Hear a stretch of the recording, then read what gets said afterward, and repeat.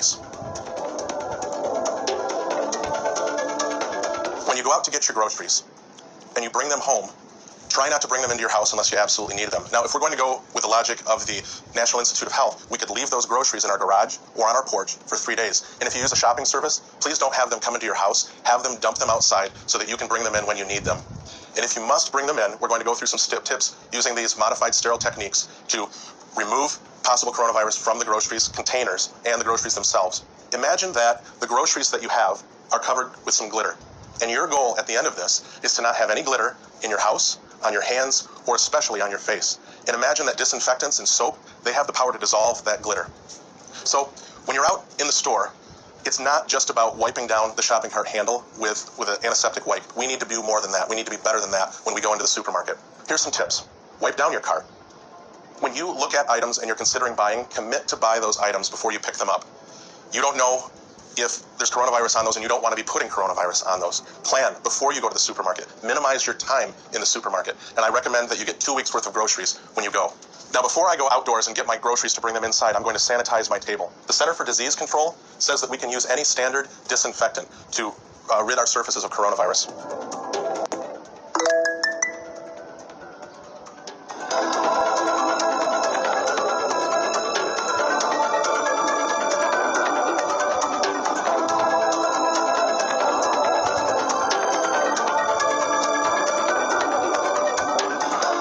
Now this side of the table is going to be my clean side, and we're going to consider the other side of the table as a dirty side where we're going to put our groceries from outside the house. So remember, everything that goes to this side of the table is going to be considered clean and sanitized. Now I have a bag with some medicine in it.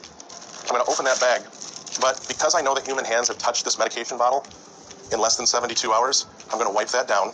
I'm going to place it on the clean side. But this box of cereal is a different story.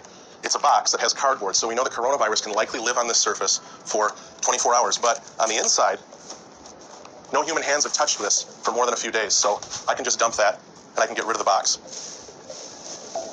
Now with this broccoli, I've got a couple different options. I could have somebody open my refrigerator, open the crisper, open the bag, and dump it right in the crisper, or I could just sanitize it.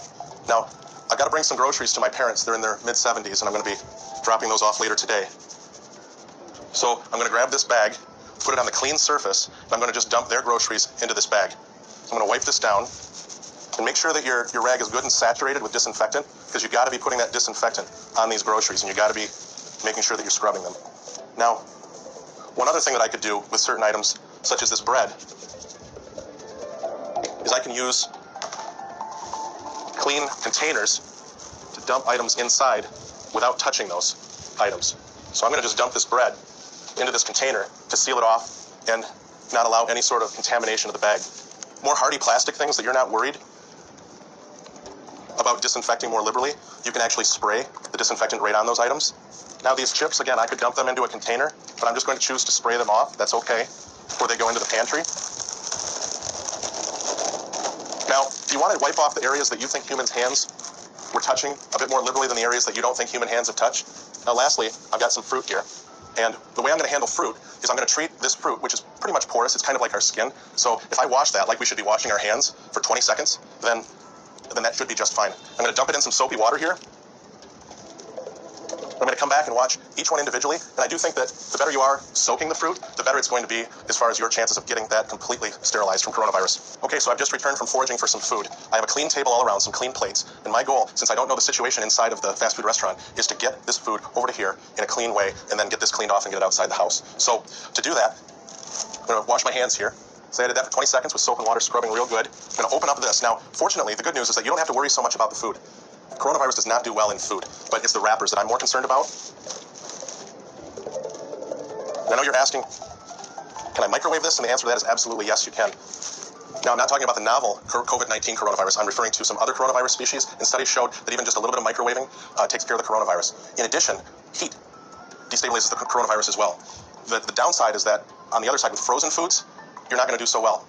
Some coronavirus species can live inside of a frozen environment for up to 2 years, so I would not consider your freezer safe ground to kill coronavirus. A good example would be a frozen pizza. You bring a frozen pizza in, you've got the cardboard box, you've got some plastic wrapping, and with that, you can dump the plastic out, you consider the cardboard dirty, and then go ahead, clean your hands, and put that plastic into the freezer, and you're good. With ice cream, I would Make sure that you use some disinfectant to scrub down the outside of the container before you put it into the freezer. With sauces, you want to try to get these sauces onto the plate without exposing to the packaging. Just do the best you can. Now, what I'll do is I'll throw these in the microwave before I start to eat them. I'm going to try to get them hot so I see some steam